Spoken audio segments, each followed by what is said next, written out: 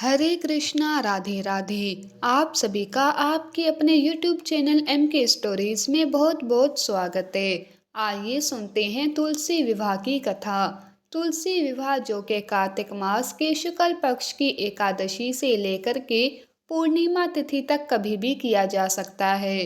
खास करके द्वादशी तिथि के दिन इसका विशेष महत्व माना गया है। इसके लिए देव उठनी एकादशी के दिन व्रत धारण किया जाता है और फिर अगले दिन जाकर के तुलसी विवाह संपन्न करवाया जाता है। तुलसी विवाह करवाने से कन्यादान के समान पुण्य फलों की प्राप्ति होती है। व्यक्ति के सभी प्रकार के पापों का नाश होता है तथा भगवान विष्णु माता तुलसी का विशेष कृपा प्राप्त होता है। तो आइए सुनते हैं तुलसी विवाह की कथा। कथा के अनुसार सावर्णी मुनि की पुत्री तुलसी, जिनका नाम वृंदा था, वह अपूर्व सुंदरी थी। उनकी इच्छा थी कि उनका विवाह भगवान नारायण के साथ हो। इसीलिए उन्होंने नारायण पर्वत की घाटी में स्थित बद्री वन में घोर तपस्या की। दीर्घ काल तक तपस्या करने के उपरांत ब्रह्मा जी ने प्रसन्न होकर दर्शन दिया और फिर वर मांगने को कहा। तुलसी जी ने कहा कि हे सृष्टिकर्ता ब्रह्मा, आप अंतर्यामी हैं, सबके मन की बात को जानने वाले हैं। फिर भी मैं अपनी इच्छा बतलाती हूँ। मैं चाहती हूँ कि भगवान श्री नारायण मुझे पति रूप में प्राप्त हो। ब्रह्मा जी ने कहा, तुम्हारा अभिष्ट तुम्हें अवश्य प्राप्त होगा। अपने पूर्व जन्म में किसी अपराध के कारण तुम्हें शाप मिला है। इसी प्रकार भगवान श्री नारायण के एक पार्षद को भी दानव कुल में जन्म लेने का शाप मिला है। दानव कुल में जन्म लेने के बाद भी उसमें नारायण का अंश विद्यमान रहेगा। इसीलिए इस जन्म में पूर्व जन्म के पाप के शमन के लिए संपूर्ण नारायण तो नहीं, लेकिन नारायण के अंश से युक्त दानव कुल में जन्मे उस शापग्रस्त पार्षद से तुम्हारा विवाह होगा। श्राप मुक्त होने पर भगवान श्री नारायण सदा सर्वदा के लिए तुम्हारे पति हो जाएंगे। तुलसी जी ने ब्रह्मा के इस वरदान को स्वीकार कर लिया, क्योंकि मानव कुल में जन्म लेने के कारण उन्हें मायावी भोग तो भोगना ही था। तुलसी जी बद्री वन में रहने लगी। नारायण का वो पार्षद दानव कुल में शंखचूड़ के नाम से जन्म लिया था, उसे जालंधर भी कहा जाता है। कुछ दिनों के बाद वो भ्रमण करता हुआ बद्री वन में आया। वहाँ तुलसी को देखते ही उस पर मुग्ध हो गया। तुलसी के सामने उसने अपने साथ विवाह का प्रस्ताव रखा। इतने में ही वहाँ ब्रह्मा जी आ गए और तुलसी से कहा कि हे तुलसी, शंखचूड़ को देखो, कैसा देवोपम इसका स्वरूप है। दानव कुल में जन्म लेने के बाद भी लगता है जैसे इसके शरीर में नारायण का वास हो। तुम प्रस्ताव को सहर्ष ही स्वीकार कर लो। तुलसी को लगा कि उसकी तपस्या पूर्ण हुई, उसे इच्छित फल प्राप्त हुआ है। शंखचूड़ के साथ उसका गंधर्व विवाह हो गया और वह शंखचूड़ के साथ उसके महल में पत्नी बनकर रहने लगी। शंखचूड़ ने अपनी परम सुंदरी सती साध्वी पत्नी तुलसी के साथ बहुत दिनों तक राज्य किया। उसने अपने राज्य का इतना विस्तार कर लिया कि देवलोक तक उसके अधीन में आ गए। स्वर्ग का सुख भोगने वाले देवताओं की दशा भिखारियों के समान हो गई। शंखचूड़ किसी को कष्ट नहीं देता था, पर अधिकार और राज्य छीन जाने से सारे देवता मिलकर ब्रह्मा, विष्णु और शिव के सभा में गए तथा अपनी विपत्ति को सुनाई।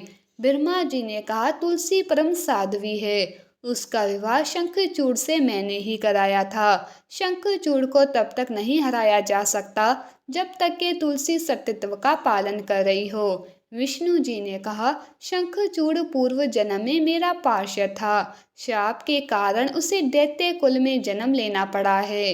इस जन्म में भी मेरा अंश उसमें व्याप्त है।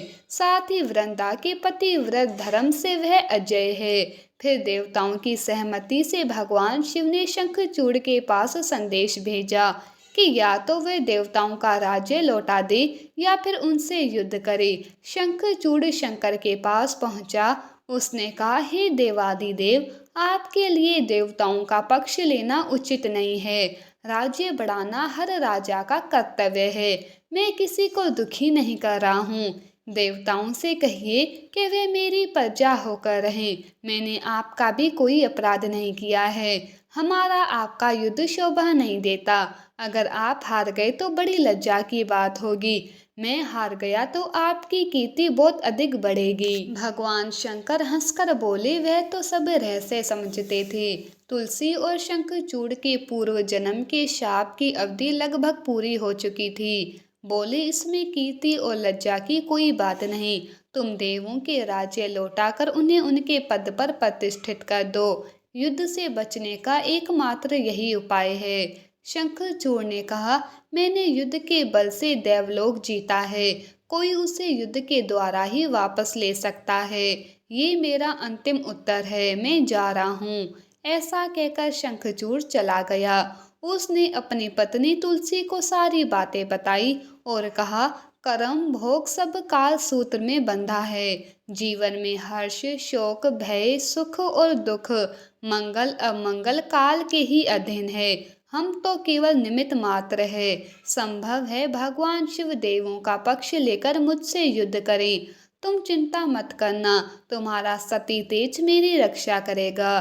दूसरे दिन भगवान शंकर के नेतृत्व में देवताओं ने युद्ध छेड़ दिया। शंखचूड़ ने भीषण बाणों की वर्षा कर उनका वेग रोका। उसके प्रहार से देवता डगमगाने लगे। उसने दानवी शक्ति का प्रयोग कर मायावी युद्ध आरंभ किया। युद्ध स्थल पर वह किसी को दिखाई नहीं देता था, पर उसके शस्त्र अस्त्र प्रहार कर देवों को घायल कर रहे थे। देवगण अपने अस्त्र चलाएं तो किस पर चलाएं, क्योंकि कोई शत्रु सामने ही नहीं आता। कई दिनों तक इस तरह भयंकर युद्ध होता रहा। शंखचूड़ पराजित नहीं हुआ। तब शिव जी ने विष्णु जी से कहा कि हे विष्णु, कुछ उपाय करो, अन्यथा मेरा तो सारा यश मिट्टी में मिल जाएगा। विष्णु जी ने सोचा, बल से शंखचूड़ को हराया नहीं जा सकता, इसीलिए छल का ही सहारा लेना होगा। उन्होंने तुरंत अपना स्वरूप शंखचूड़ जैसा बनाया और अस्त्र शस्त्र से सज्जित हो वृंदा के पास आए और बोले कि हे प्रिय, मैं युद्ध जीत गया। सारे देवता भगवान शंकर समेत हार गए।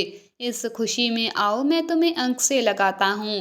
पति को प्रत्यक्ष खड़ा देखकर तथा विजय का समाचार सुनकर वह दौड़कर मायावी शंखचूड़ के गले से लिपट गई। इस प्रकार पति पत्नी दोनों ने आलिंगन हो खूब खुशी मनाई। पर पुरुष के साथ इस प्रकार के व्यवहार से उसका सतीत्व तेज नष्ट हो गया। उसका सती तेज नष्ट होते ही शंखचूड़ की कवच के रूप में रक्षा जो कर रहा था, वो कवच नष्ट हो गया। शंखचूड़ शक्तिहीन हो गया। ये जानते ही भगवान शंकर ने अपने त्रिशूल से उस पर प्रहार किया और फिर शंखचूड़ मारा गया। शंखचूड़ के मरने को जानकर भगवान विष्णु अपने असली रूप में आ गए। सामने अपने पति शंखचूड़ के स्थान पर भगवान विष्णु को खड़ा देखकर तुलसी बहुत विस्मित हुई। उसको पता लग गया कि स्वयं नारायण ने उसके साथ छल किया है। क्रोध में आकर उसने शाप दे दिया, एक सती स्त्री का सतीत्व भंग करने के अपराध में मैं तुम्हें हृदयहीन पत्थर होने का शाप देती हूँ। विष्णु जी ने वृंदा के शाप को शिरोधार्य कर कहा कि हे देवी, तुम्हारे तथा शंखचूड़ के कल्याण के लिए ही मुझे ऐसा करना पड़ा है। तुम दोनों को शाप मुक्त करना था। तुम भी अब शरीर त्याग कर तुलसी बीरवा के रूप में जन्म लोगी और मेरी पूजा तुलसी दल से होगी। मैं शालिग्राम पत्थर के रूप में रहूंगा। मेरे शीश पर तुम आदर से विराजमान होगी। तुम्हारे पति की हड्डियों के चूर्ण से शंख की उत्पत्ति होगी। उस शंख की ध्वनि से देवताओं तथा मेरी पूजा आराधना होगी। जहाँ शंख की ध्वनि होगी, वह मंगलमय मैं विराजमान रहूंगा। तुमने पूर्व जन्म में बद्री वन में मुझे पाने के लिए बड़ी तपस्या की थी। अब अगले जन्म में मैं नारायण प्रशस्त रूप में बद्री वन में स्थापित हो जाऊंगा और मेरी पूजा अर्चना फल फूल से ना होकर तुम्हारे तुलसी दल से होगी। मेरे शरीर पर विराजमान होकर तुम मुझसे भी ऊंचा पद को प्राप्त करोगी। हे वृंदा, तुम अपने सतीत्व के कारण मुझे लक्ष्मी से भी अधिक प्रिय हो गई हो। अब तुम तुलसी के रूप में सदा मेरे साथ रहोगी। जो मनुष्य मेरे शालिग्राम रूप के साथ तुलसी का विवाह करेगा, उसे इस लोक और परलोक में विपुल यश की प्राप्ति होगी। जिस घर में तुलसी होती है, वहां पर यम के दूत भी असमय नहीं आ जा सकते। गंगा व नर्मदा के जल में स्नान तथा तुलसी का पूजन बराबर माना जाता है, चाहे मनुष्य कितना भी पापी क्यों ना हो। मृत्यु के समय जिसके प्राण मंजरी रहित तुलसी और गंगा जल मुख में रखकर निकल जाते हैं, वे पापों से मुक्त होकर बैकुंठ धाम को प्राप्त होता है। जो मनुष्य तुलसी व आंवलों की छाया में अपने पितरों का श्राद्ध करता है, उसके पितर मोक्ष को प्राप्त हो जाते हैं। इस प्रकार से जो भी भक्त सच्ची श्रद्धा के साथ कार्तिक के महीने में एकादशी से लेकर के पूर्णिमा तिथि तक भगवान विष्णु के स्वरूप शालिग्राम के साथ तुलसी का विवाह संपन्न करते हैं, उनके सभी प्रकार के मनोरथ सिद्ध होते हैं। तो बोलिए प्रेम से माता तुलसी की जय, भगवान विष्णु की जय, भगवान शालिग्राम की जय, सर्व देवी देवता की जय। तो आशा करती हूँ कि ये जानकारी आपको अच्छी लगी होगी। अगर वीडियो पसंद आया तो प्लीज़ लाइक करना, शेयर करना और हमारे चैनल MK स्टोरीज को सब्सक्राइब करना ना भूलें। धन्यवाद।